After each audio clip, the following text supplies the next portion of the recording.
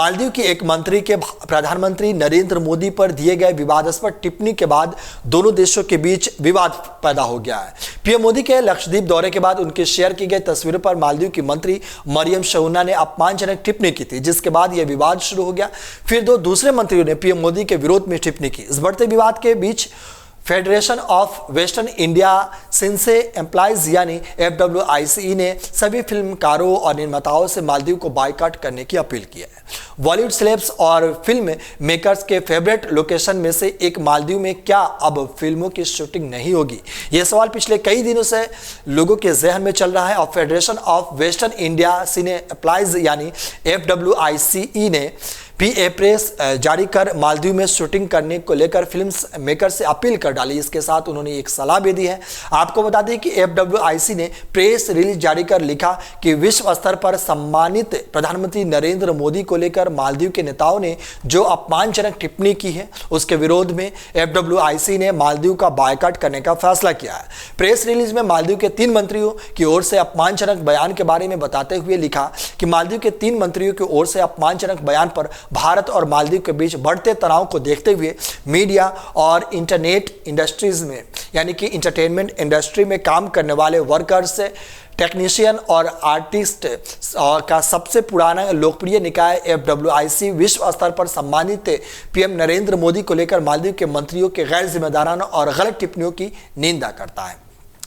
वहीं रिलीज में आगे कहा गया कि राष्ट्र और उसकी व्यापक संस्कृति के साथ एकजुटता दिखाते हुए FWICE ने फैसला किया कि मालदीव और वहां के शूटिंग लोकेशन का बहिष्कार किया जाए। इसके बजाय FWICE अपने मेंबर्स के अपील करता है कि भारत में ऐसी किसी हमारी दूसरी जगह का शूटिंग करें और भारत में पर्यटन के विकास में योगदान दें।